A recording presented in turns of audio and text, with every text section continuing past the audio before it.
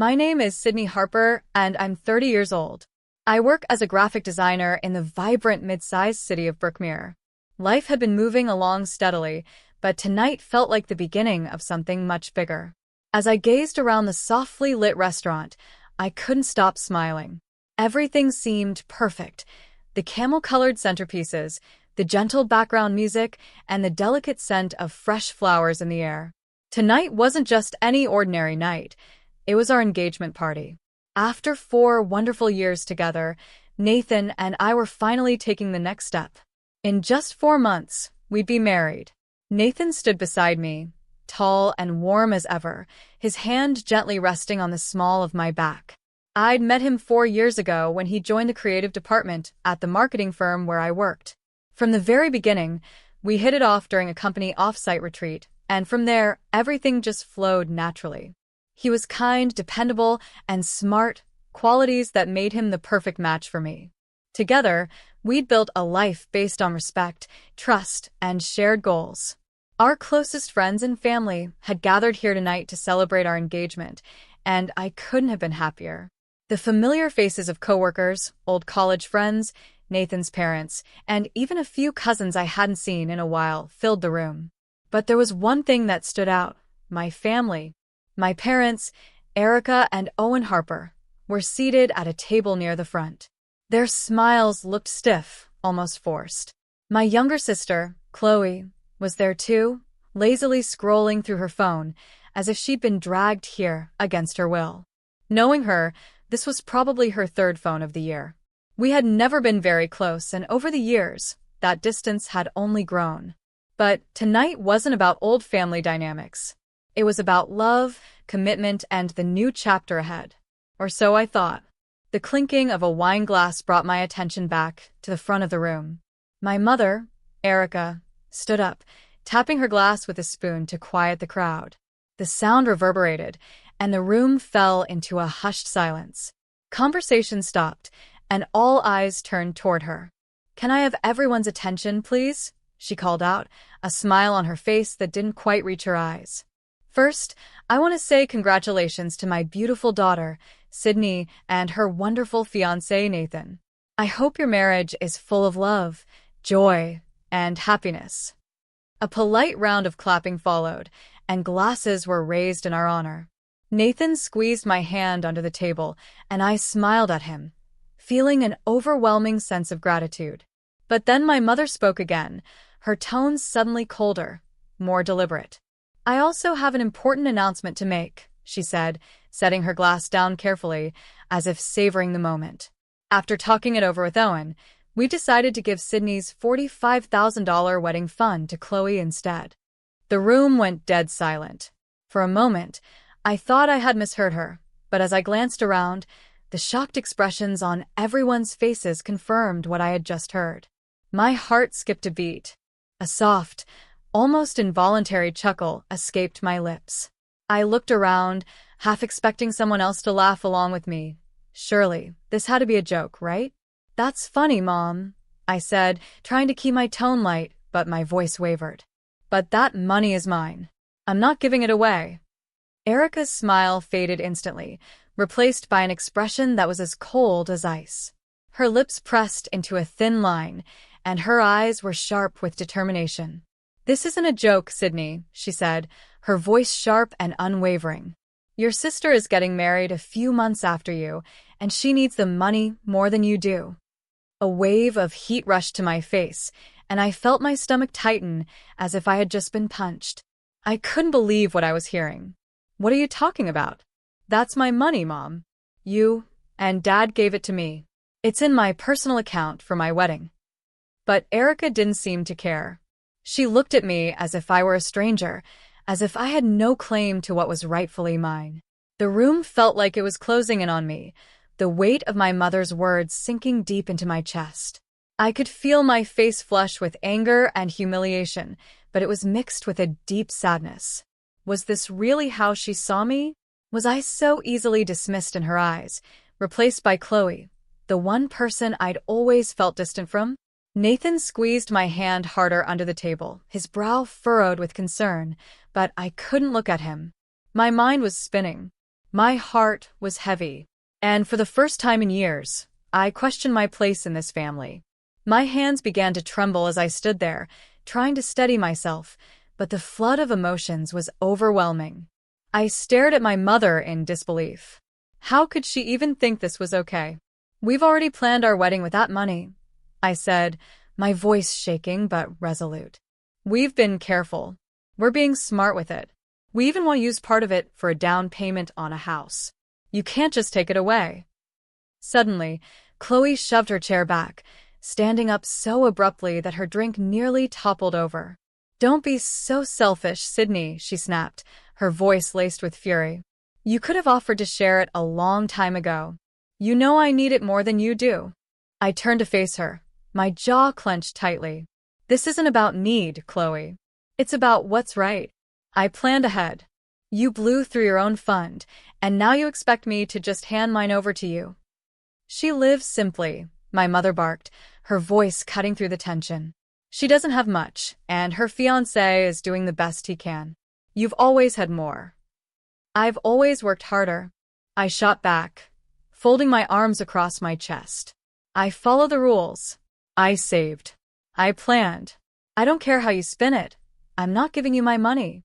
Erica's face turned crimson, her anger palpable. The tension in the room became unbearable. Nathan placed a calming hand on my arm, but I wasn't going to back down. "Not now." Then, in a moment that felt like it stretched into forever, my mother took a step forward. She slapped me hard across the face. The sound echoed through the restaurant like a whip crack, and my head snapped to the side.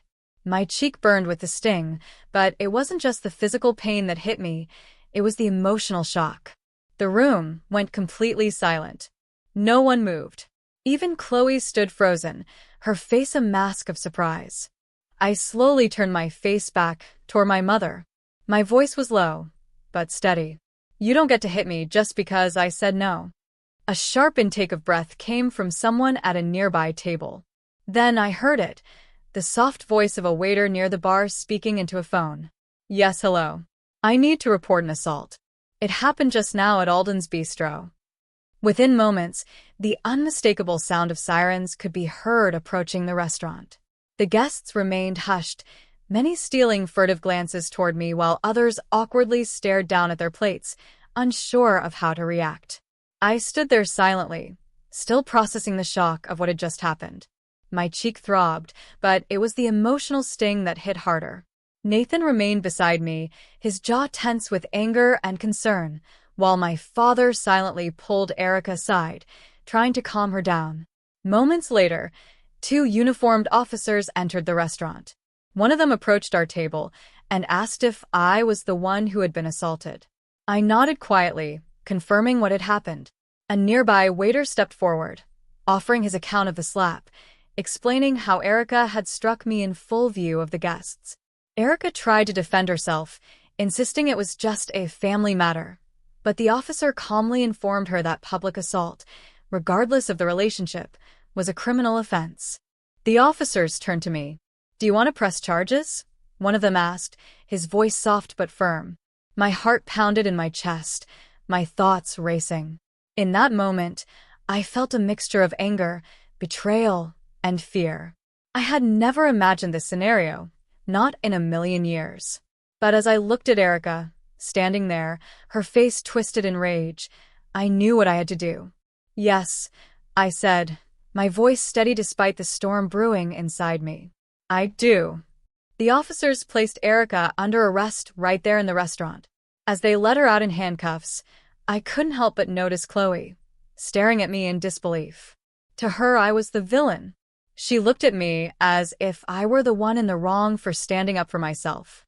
My father followed them out, walking behind Erica in silence, his face a mix of sorrow and frustration. The room remained frozen, the guests unsure whether to clap, cry, or leave. Nathan, however, never let go of my hand, his grip a silent promise that I wasn't alone. Later that night, after speaking with my lawyer, I officially filed a report and pursued criminal charges against my mother. It was a hard decision, but I couldn't let her get away with this. Not after everything. The next day, Erica was released on bail. But the legal process had already begun. A few weeks later, we found ourselves back in court. This time, not over the money, but over the slap.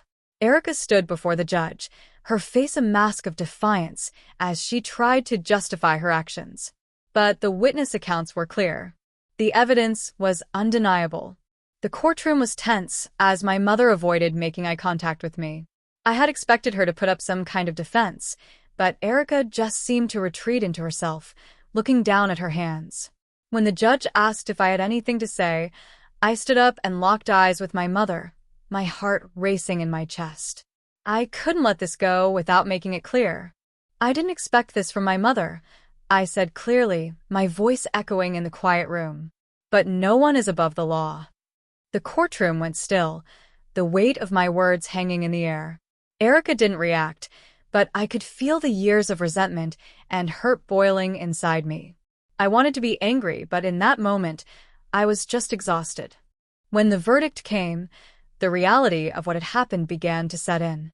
Erica was found guilty of misdemeanor assault, and the judge sentenced her to a $2,000 fine, mandatory anger management counseling, and 6 months of probation. She was lucky the judge gave her the option of a 30-day suspended jail sentence instead of actual time behind bars. I wasn't sure what felt worse, the slap, the arrest, or the knowledge that my own mother had crossed a line she could never undo. The courtroom drama faded, but the aftershock rippled through my life. I thought maybe things would calm down, but I was wrong. The slap and the arrest only deepened the rift within our family. Erica didn't reach out. Chloe blocked me on everything. My father, well, he chose silence. But the real storm was still ahead. 3 weeks after the engagement party, I came home to find a thick envelope in my mailbox, the kind that immediately tightens your stomach. It was from a law firm, Hole and Sutter Associates. I ripped it open, dreading what I might find inside. The contents were clear. My parents were suing me for control of the $45,000 fund. They claimed it was only meant for college expenses and that I had misused it. At first, I laughed in disbelief. The money was legally mine, set aside in a custodial account when I was 17. At 19, I received full control. My parents had told Chloe and me that we could use our funds however we wanted once we became adults. The only difference was that I had been careful, practical, and goal-oriented. I used a portion for my public university education, covered the rest with a scholarship, and let the account grow. Chloe, on the other hand, had gone to a pricey private school, dropped out after 2.5 years, and then spent the remainder of her fund launching a boutique business that failed within 7 months. She blew her savings on branding, an overpriced photo shoot, and even a launch party featuring rented influencers. When it collapsed, she had nothing left but a luxury car she impulsively bought, convinced it would make her successful. And now, because her money was gone, she and my parents wanted mine. I hired a sharp, calm, and confident attorney named Brianna Lane. After reviewing my documents, she looked at me and said, "They don't have a case. The account was gifted to you. There are no restrictions on how you use it. Any mention of a verbal agreement won't hold up in court." I nodded, relieved but also angry. "Then why go through all this?" I asked. Brianna shrugged. "Because some people would rather drag you down than admit they made mistakes, especially when they're protecting someone else." And just like that, I realized what I was really up against. Not just a legal case, but a lifetime of favoritism, denial, and imbalance. My mother wasn't just trying to take my money. She was trying to cover for Chloe's failure by making me pay for it. The months that followed were some of the most exhausting of my life. The legal case consumed everything, my time, my energy, even my focus at work. There were emails, filings, discovery requests, and multiple preliminary hearings. Every time I entered the courtroom and saw my parents sitting next to Chloe, all of them avoiding my gaze, it reminded me that this wasn't just a lawsuit. It was betrayal. Chloe wore smug expressions at the hearings, clearly confident that she'd somehow walk away with the money I had spent years protecting. During one particularly tense session, she took the stand and told the court that the fund had always been meant only for college.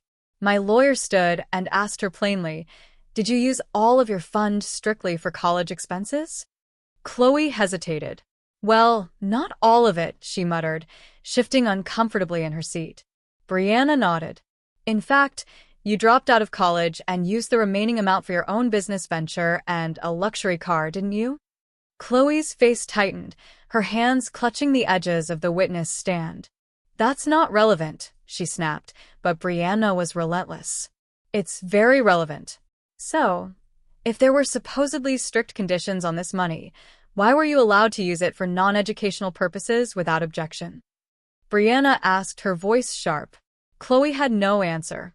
She just stared at the floor, knowing the truth had been exposed. I sat quietly, heart pounding but steady, as the courtroom listened. It was all coming out now: my parents' favoritism, Chloe's irresponsibility, their attempt to cover up her failures by punishing me. Outside the courtroom, Nathan remained my anchor.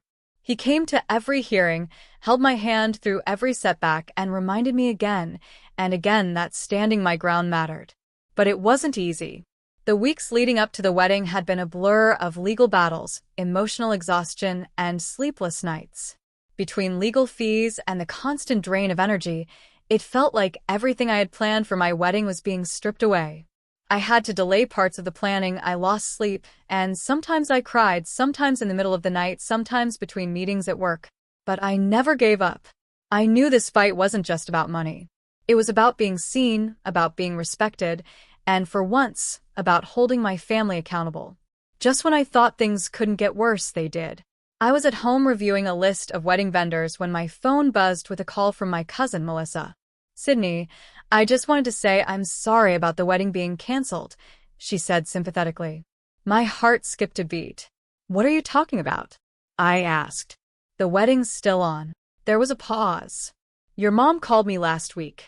She said you and Nathan broke up because he cheated on you." My jaw dropped.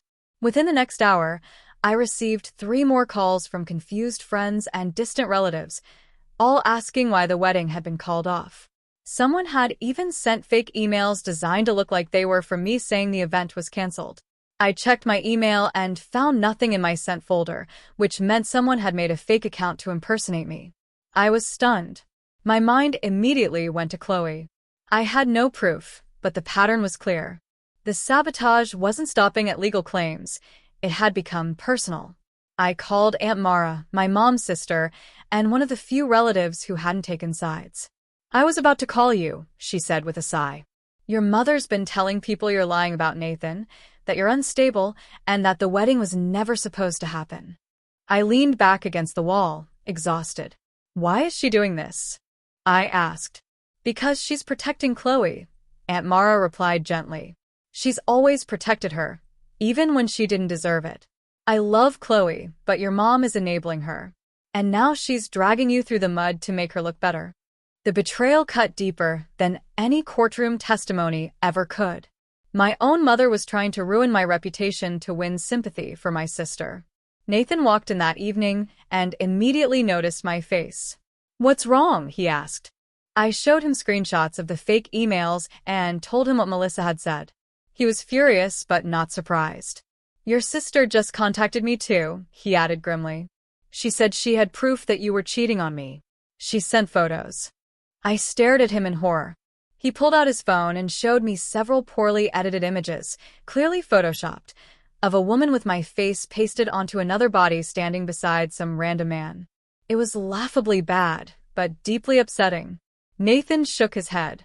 "Of course, I didn't believe it, but my parents saw them too. Your family is trying to destroy everything we're building." That's when we decided to take action. We hired professional security for the wedding and submitted photos of Erica, Owen, and Chloe, instructing that none of them were to be allowed in. I hated that it had come to this, but I wasn't going to let them ruin anything else. The morning of the wedding, I woke up with a strange blend of excitement and dread. Nathan and I had chosen a beautiful outdoor venue just outside Brookmere. Nothing extravagant, but elegant and personal. White chairs lined the grassy garden, all facing a wooden arch wrapped in fresh flowers. I stood in the bridal suite in my dress, adjusting my veil as guests began arriving. My stomach twisted with nerves, not from the vows, but from what I knew could still happen. We had 2 trained security guards stationed at the venue entrance, and they had strict instructions to deny entry to anyone from my immediate family. Nathan and I had gone over every detail. Still, I couldn't relax. At around 2:15, there was a knock on the bridal suite door. One of the guards stepped inside, lowering his voice. "Miss Harper," he said cautiously, "we've just detained a young woman attempting to enter through the back service gate. She matches the photo you gave us. Your sister, Chloe." My heart pounded. "Was she alone?" I asked. "Yes," he said, "but she was carrying a tote bag. When we opened it, we found a large can of red paint." My breath caught in my throat. The wedding dress, the venue, the guests, she had planned to ruin all of it. Rage, sadness, and disbelief fought for space in my chest. "Do you want to press charges?" the guard asked. "We can contact the local sheriff right now." I hesitated. After everything, the slap, the lawsuit, the lies, the photoshopped photos, and now this. I had every reason to involve the police again. But this was my wedding day. I had already lost enough to their chaos. "No," I said finally, my voice flat. "Just make sure she's removed from the property and doesn't come back. Please also check that my parents haven't tried to sneak in." He nodded and left.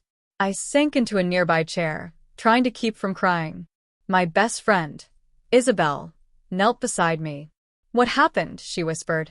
I looked at her, my voice barely holding steady. "Chloe tried to sneak in with a can of paint. She was going to destroy everything." Isabel's eyes widened in shock, then hardened with fury. "You know what?" she said firmly. "That means you win.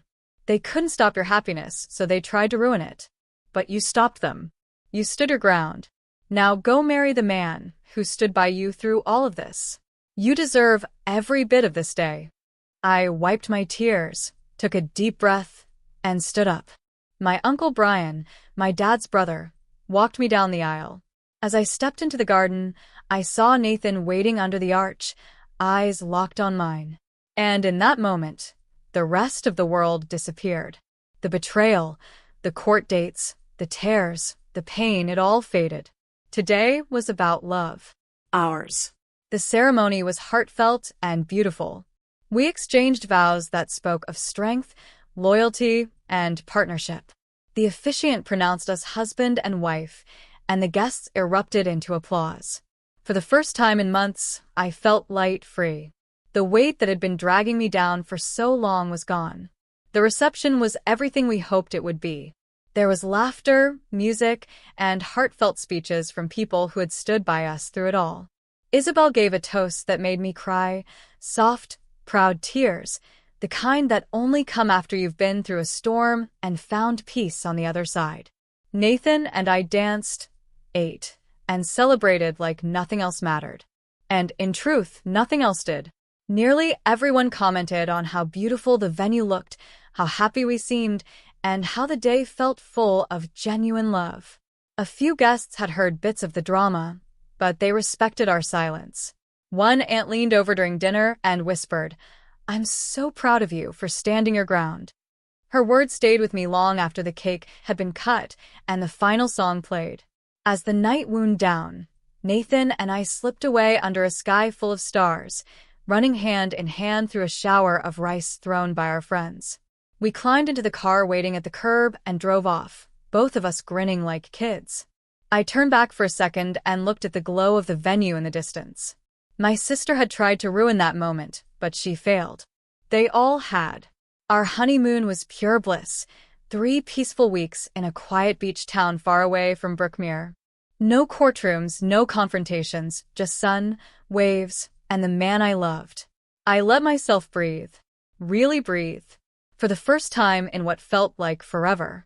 When we returned home, I felt ready to move forward. We focused on settling into our apartment, planning for the future, and putting the past behind us. A few weeks later, I ran into my cousin Rachel at the grocery store. After a brief hug, she asked, "Did you hear about Chloe's wedding?" I raised an eyebrow. "We're not exactly talking," I replied. "Your parents took out a loan to pay for everything," she said. It's going to be at the Grand Garden Hotel downtown. Super lavish. They're flying in a chef from out of state. It's a whole production. I couldn't help but let out a quiet laugh.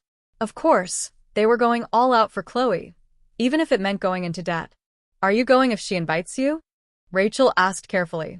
She tried to ruin my wedding with a can of paint, I said flatly.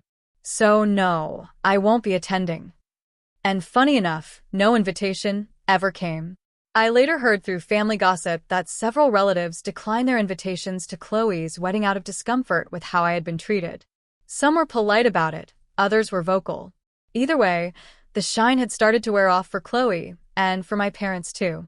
Nathan and I had used the $45,000 exactly as we planned. We had our dream wedding, modest, intentional, and filled with people who loved us. And we used the rest of the money for a down payment on a lovely apartment just outside the city. With our combined incomes, the mortgage was manageable, and for the first time, we were building equity instead of burning money on rent. Our home was small, but it was ours.